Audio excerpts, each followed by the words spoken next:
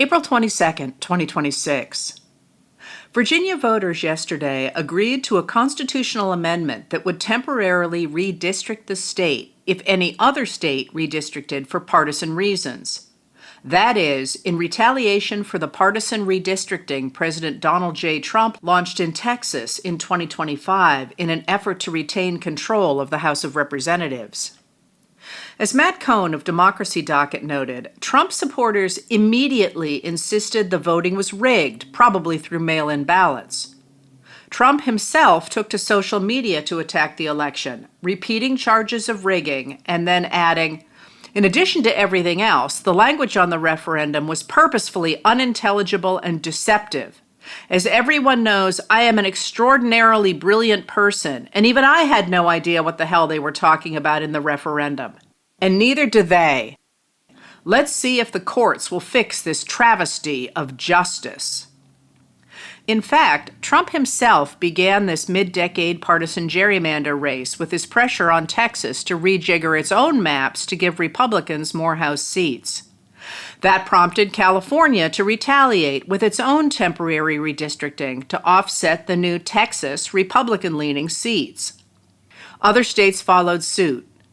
Republicans redistricted Missouri, North Carolina, and Ohio, in addition to Texas, and expect those mid-decade redistricts will net them 9 more seats. Democrats think their redistricting of California, along with a court-ordered redistricting of Utah, will get them an additional 6 seats. They're hoping that the temporary redistricting of Virginia will give them 4 more seats. State lawmakers in Florida will convene a special session next week to consider redistricting that state as well to benefit the Republicans.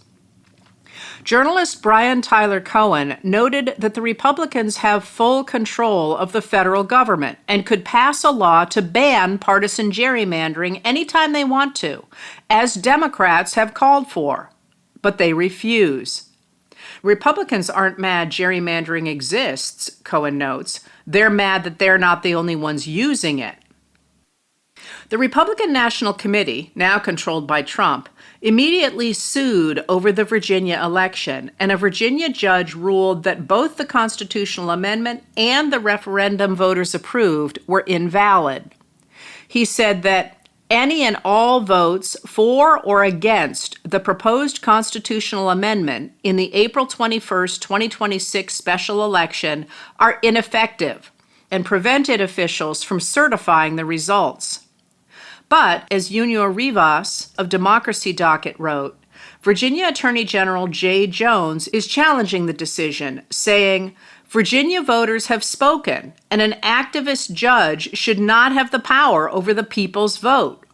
We look forward to defending the outcome of last night's election in court." Complaints about the Democratic push for a partisan gerrymander in Virginia have exposed a tendency to excuse Republican machinations to control politics while jumping on Democrats for similar behavior.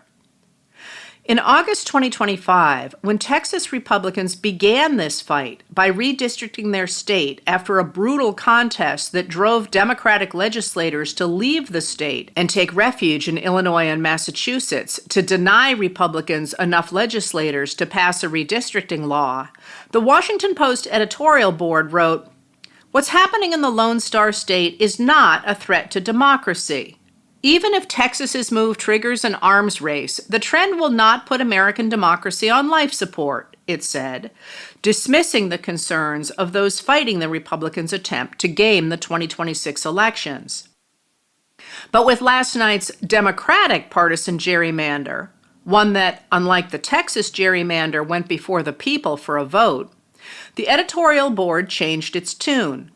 It called this redistricting plan a power grab by Democrats.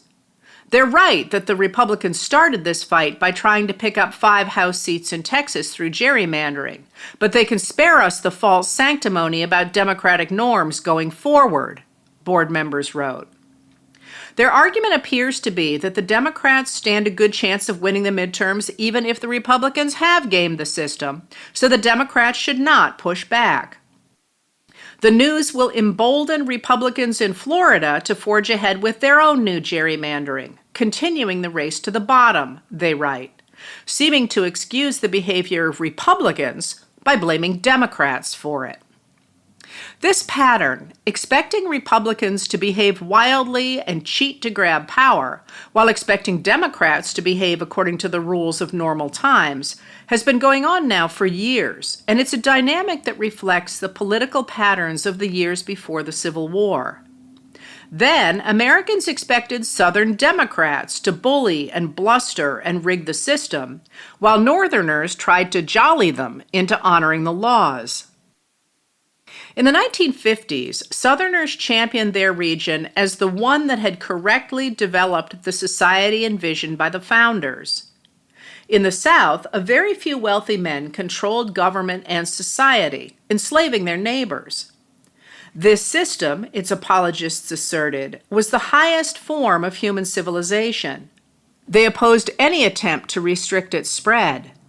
The South was superior to the North, enslavers insisted. It alone was patriotic, honored the Constitution, and understood economic growth. In the interests of union, Northerners repeatedly ceded ground to enslavers and left their claim to superiority unchallenged. Then, on May 22, 1856, Representative Preston Brooks of South Carolina beat Senator Charles Sumner of Massachusetts nearly to death on the Senate floor, shortly after a speech in which Sumner had called out those who were forcing enslavement on Kansas and insulted a relative of Brooks. Southern lawmakers and newspapermen alike cheered the violence against an elected representative in the Capitol. Lawmakers refused to expel Brooks, and one newspaper editor wrote, "We trust other gentlemen will follow the example of Mr. Brooks. If need be, let us have a caning or cowhiding every day." But the attack on Sumner was a bridge too far for his colleague, Massachusetts Representative Anson Burlingame.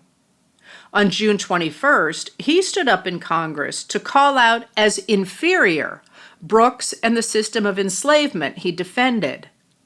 Burlingame was sick and tired of buying peace by letting Southerners abuse the North. Enough, he said, was enough.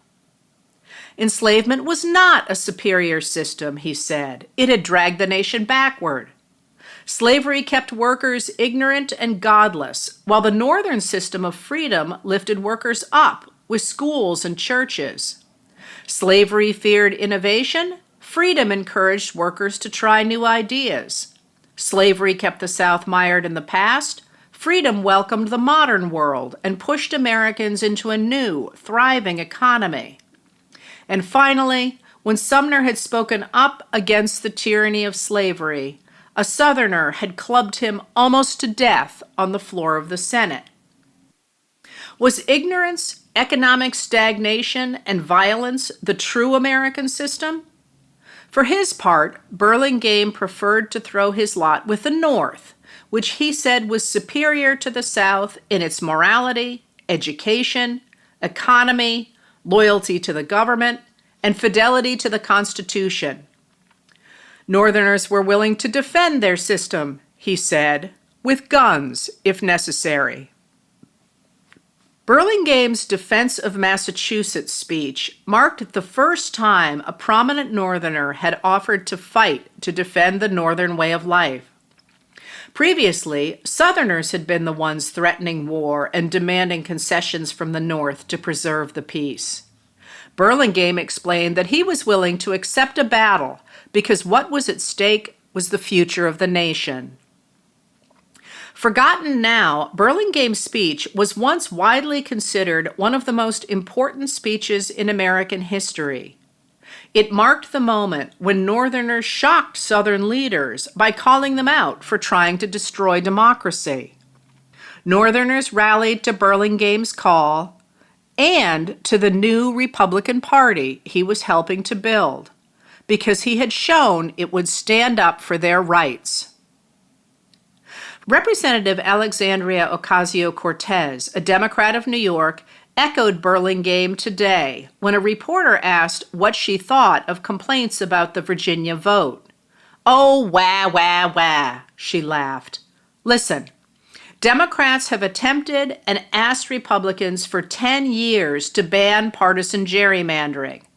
And for 10 years, Republicans have said no. Republicans have fought for partisan gerrymanders across the United States of America, and these are the rules that they have set. What they're just mad at is that they have been accustomed to a Democratic Party that rolls over, doesn't fight, and takes everything sitting down. And what they're mad at right now is that we are here in a new day. And we have been asking the Democratic Party to stand up and fight. And now they did. And now the Republican Party doesn't like the fact that they are fighting against someone who actually will stand up for the American people.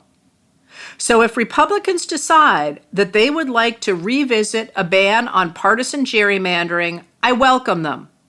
We have the bill right here to end all this today. But they don't want to because they like pursuing and continuing to enact an unfair electoral landscape.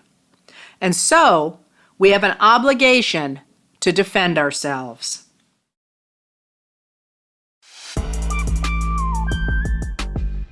Letters from an American was written and read by Heather Cox Richardson. It was produced at Soundscape Productions, Dedham, Massachusetts. Recorded with music composed by Michael Moss.